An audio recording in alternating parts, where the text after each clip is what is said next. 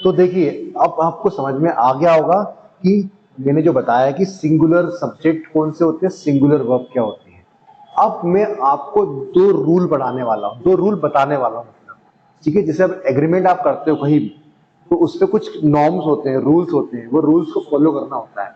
ऐसी अभी मैंने आपको जो वर्ब बताई कि सिंगुलर प्लूरल कौन सी होती है, सब्जेक्ट बताया सिंगुलर और प्लूरल कौन से होते हैं, तो इनको यूज कैसे करना है, इनके बीच एग्रीमेंट कैसे करना है।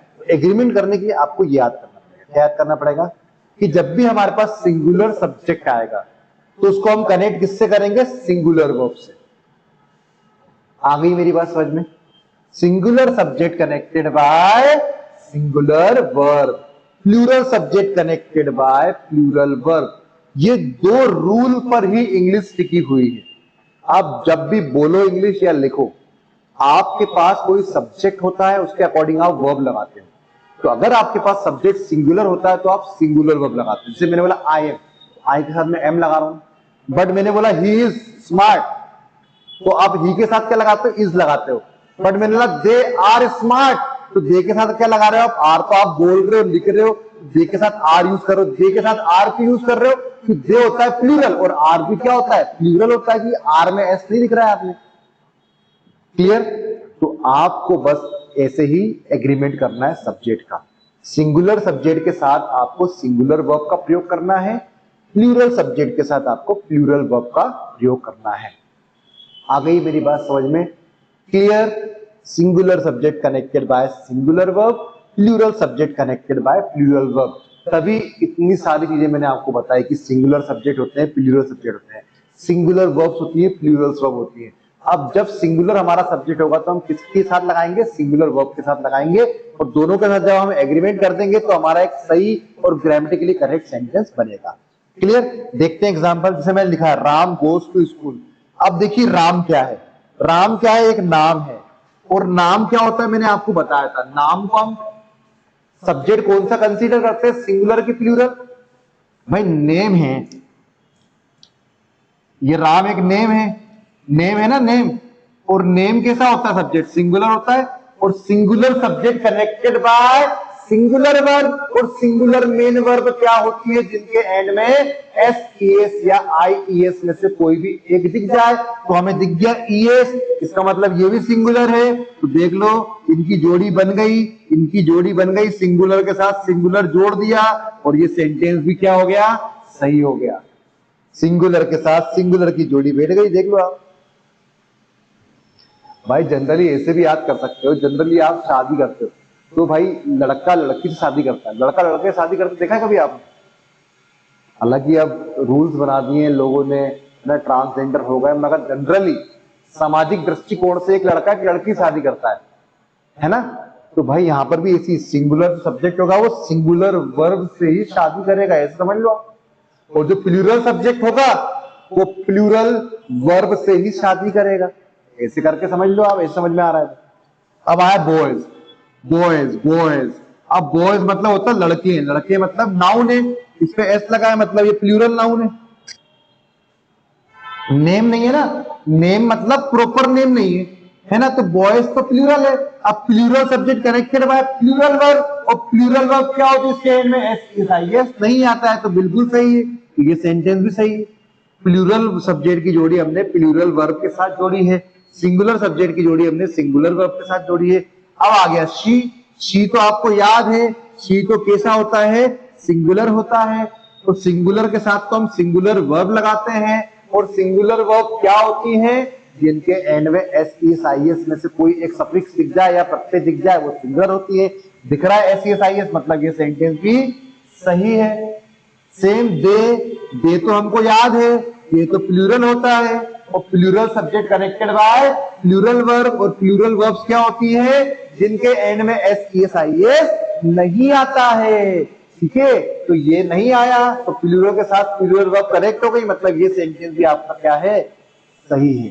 तो जो मैंने आपको बताया, सब्जेक्ट दो प्रकार के सिंगुलर और प्लूरल, वर्ब दो प्रकार के सिंगुलर और प्लूरल, और उनको कैसे वर्ब के साथ जोड़ना है सिंगुलर प्लूरल, वो आपको समझ में आ गया। एक बार फास्ट समझ लीजिए। I, we, you, they, he, she, it और नेम, ये हमारे पास होते हैं सब्जेक्ट। और हमारे पास होती है फिर वर्ब। वर्ब हमारे पास दो होती है, is, am, are, was, were, have. पूरी लिख रहा हूं, लिमिटेड लिख रहा हूं। एक होती है मेन वर्ब, गो, गोस, कम, टॉक, ये मेन वर्ब होती है। तो ये भी दो प्रकार की होती है, ये भी दो प्रकार की होती है, मगर आपको वो याद नहीं करना है, आपको बस एक चीज याद रखना है, जिस भी मेन वर्ब या हेल्पिंग वर्ब में एस दिख रहा है या ईएस दिख रहा है या आईईएस दिख रहा है, वो सिंगुलर होगी। इस पे नहीं दिख रहा है वो प्लूरल होगी। अब आपको सब्जेक्ट याद होने चाहिए। जैसे यू भी दे प्लूरल होते हैं, कैसे होते हैं? प्लूरल। तो प्लूरल को आप किसके साथ जोड़ोगे? चलो मैं आपको एक वर्ब दे रहा हूं, मैं आपको वर्ब दे रहा हूं कम। तो मुझे ये बताओ, ही के साथ कम को जोड़ोगे क्या आप? ही के साथ कम को जोड़ोगे? बताओ, नहीं जोड़ोगे ना। क्यों? ही सर सिंगुलर है और कम है प्लूरल। ये तो लड़के लड़के की शादी करा रहे हो आप, या तो लड़की लड़की करा रहे हो सर, ऐसा तो नहीं हो सामाजिक दृष्टिकोण से। आपको तो लड़के की शादी लड़की के साथ करानी है। मतलब सिंगुलर सब्जेक्ट अगर जो होता है उसको हमें सिंगुलर वर्ब जोड़ना है। और ये कम कैसी है? प्लूरल है। क्यों प्लूरल? कैसे मालूम चला? क्योंकि हमको इसमें एस नहीं दिखा, ये गलत है। तो इसको हम किसके साथ जोड़ सकते हैं? दे के साथ जोड़ सकते हैं, यू के साथ जोड़ सकते हैं और वी के साथ जोड़ सकते हैं।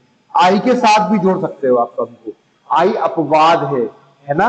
आई के साथ भी आप कम जोड़ सकते हो। आई सिंगुलर होता है मगर वो एज अ मेन वर्ब जब भी लेता है प्लूरल ही लेता है। मगर ही, शी, इट और नेम, इनके साथ इसको नहीं जोड़ सकते क्योंकि ये है सिंगुलर और ये है प्लूरल। अब मैंने लिखा कम्स, हाँ अब कम्स लिखा सर आपने, अब ही के साथ में कम जोड़ सकता हूं, ही कम्स, ये सही है क्योंकि ही भी सब्जेक्ट सिंगुलर है और कम्स वर्ब सिंगुलर है। दे वर्ब, दे सब्जेक्ट प्लूरल है और कम जो वर्ब है वो प्लूरल है। तो प्लूरल के साथ प्लूरल, सिंगुलर के साथ सिंगुलर जोड़ दिया, हो गया काम, बढ़िया काम हो गया सर। आ गई बात समझ में? तो आज की क्लास में हमने बस इतना ही देखा है। कल हम इन्हीं सब्जेक्ट को थोड़ा सा और मॉडिफाई करेंगे, मतलब थोड़ा बड़ा करेंगे, रूल्स के रूप में पढ़ेंगे। आ रही मेरी बात समझ में? और फिर हम उसमें भी हम यही करेंगे कि अगर हमारा सब्जेक्ट सिंगुलर हुआ तो हम सिंगुलर वर्ब लगाएंगे, प्लूरल हुआ तो प्लूरल वर्ब लगाएंगे। मगर आप सब्जेक्ट इतने सरल नहीं आएंगे। जो आपको ये सब्जेक्ट ये दिख रहे हैं ऐसे डायरेक्ट नहीं पूछेगा वो, इसको वो घुमा के पूछेगा। घुमा के पूछे या कैसे पूछे, हम बताएंगे ना इन सब्जेक्ट को कैसे सही करना है।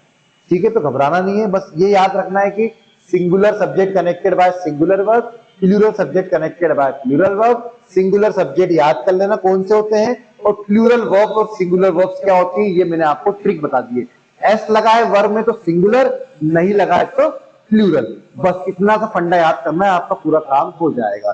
ठीक है? और अगर आपको चीजें और समझनी है तो इसमें मैंने और अच्छे से लिख दिया है, आप इसका स्क्रीनशॉट ले लेना या फोटो खींच लेना, जो करना है वो कर लेना। साफ साफ लिखा है सिंगुलर सब्जेक्ट्स क्या होते हैं।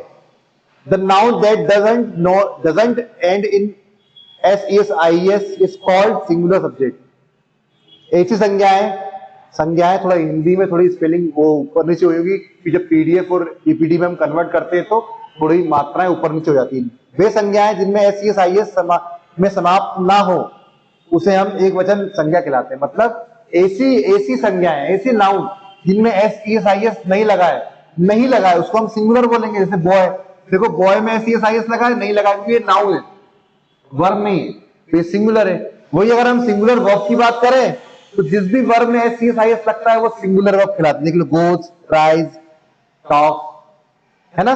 ऐसी प्लूरल सब्जेक्ट क्या होते हैं? जिन संज्ञाओं के अंत एस में होता है उसे हम प्लूरल संज्ञाएं कहते हैं या प्लूरल नाउन कहते हैं, या प्लूरल सब्जेक्ट भी बोल सकते हो आप। जैसे कि बॉयज, गर्ल्स, नाइफ्स, ये सब एस लगा है क्योंकि ये नाउन है इसलिए प्लूरल है। मगर प्लूरल वर्ब्स क्या होती है जिनमें एस नहीं लगता? देख लीजिए आप, एस का यूज नहीं होगा, एस नहीं लगेगा। देख लो, गो, क्राई, टॉक, इनमें एस नहीं लगा है। तो यहां से हमें एक रूल और समझ में आया, नाउन और वर्ब एक दूसरे की दुश्मन है, मतलब अपोजिट है। नाउन में अगर एस लगता है तो वो प्लूरल हो जाती है, मगर वर्ब में एस लगता है तो वो सिंगुलर हो जाती है। देख लीजिए आप,